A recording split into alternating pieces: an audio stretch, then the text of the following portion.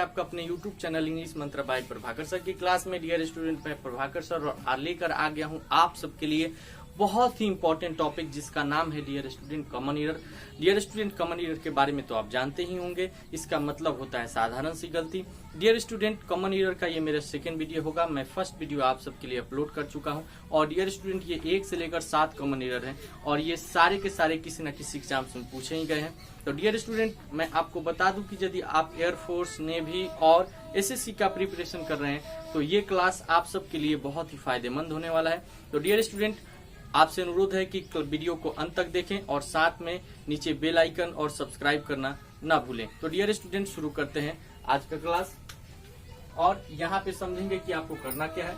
ये मैंने part wise कर दिया है, इसको 4 भागों में मैंने बांट दिया है, A, B, C, D। यदि आपको पार्ट ए में गलती लगता है तो ए ऑप्शन आपको क्लिक करना है, बी में गलती लगता है तो बी और सी में गलती लगता है तो सी, और यदि आपको लगता है कि ये सेंटेंस पूरा का पूरा सही है तो आपको ऑप्शन क्लिक करना है डी, यानी कि नो ईयर। डियर स्टूडेंट, यहाँ पर फर्स्ट क्वेश्चन देखते हैं।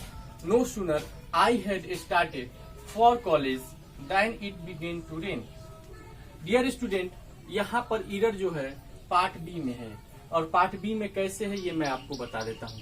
कभी भी नो सूनर के बाद हेल्पिंग वर्ब आता है, इसके बाद सब्जेक्ट आता है और एक चीज और आपको याद रखना है, नो सूनर के साथ देन का प्रयोग किया जाता है। तो यहाँ नो सूनर के साथ तो देन है ही, तो इस पार्ट में कहीं ईरर नहीं है। ईरर कहाँ है? पार्ट बी में। बी में कहाँ है? सब्जेक्ट के पहले आएगा हेड और हेड के बाद जाएगा सब्जेक्ट। तो डियर स्टूडेंट, आशा नहीं पूरा विश्वास है कि आप ये समझ गए होंगे। लेते हैं example second. Either he or his friends is managing his show।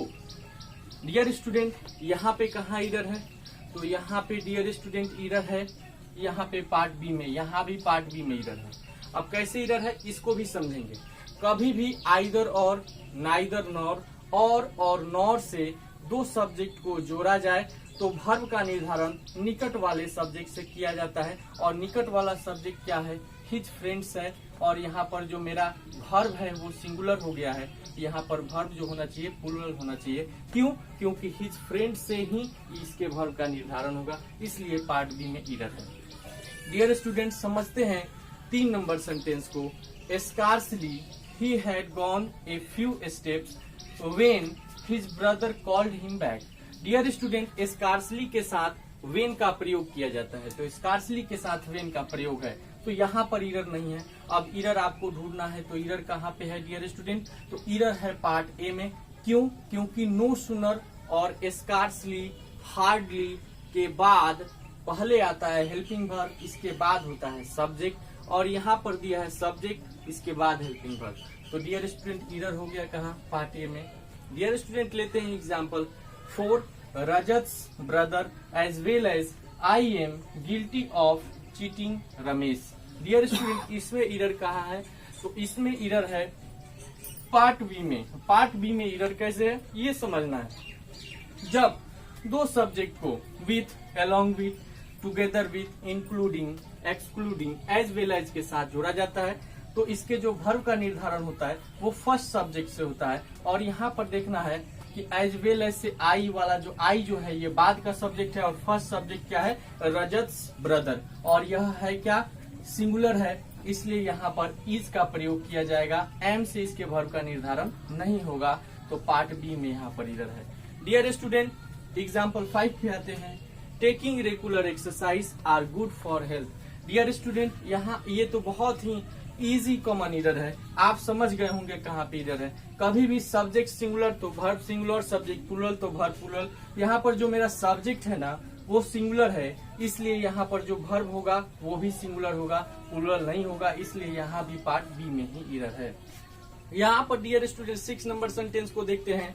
Did he came to see you yesterday evening. Dear student, यहाँ पे कहाँ पे ईरर है? एकदम सिंपल ईरर है, एकदम सिंपल ईरर है। कहाँ पे है? पार्ट ए में एरर है। क्यों? क्योंकि डिड के बाद कभी भी V1 का प्रयोग किया जाता है और यहाँ पर देख सकते हैं आप लोग, यहाँ पर V2 का प्रयोग किया गया है, यानी कि केम का प्रयोग किया गया है। तो डिड के बाद, डू के बाद आप और डज के बाद आपको याद रखना है कि कभी भी V1 का प्रयोग किया जाता है। और डियर स्टूडेंट, ये अंतिम सेंटेंस को लेते हैं और समझते हैं कि इसमें कहाँ एरर है। Neither of the sisters are sensible enough to carry out the plan. Dear student, यहाँ कहाँ पे एरर है? तो इसका भी एक रूल होता है, इसको आप लिख लेंगे। Each of, every of, either of, neither of के बाद जो नाउन होता है वो प्लूरल होता है, लेकिन जो वर्ब होता है वो सिंगुलर होता है, इसलिए यहाँ आर नहीं, यहाँ पे इज होगा। इसमें पार्ट बी में एरर है। तो डियर स्टूडेंट, आशा नहीं पूरा विश्वास है कि आप 1 से लेकर के 7 तक के कॉमन एरर को एकदम इजी वे में समझ गए होंगे।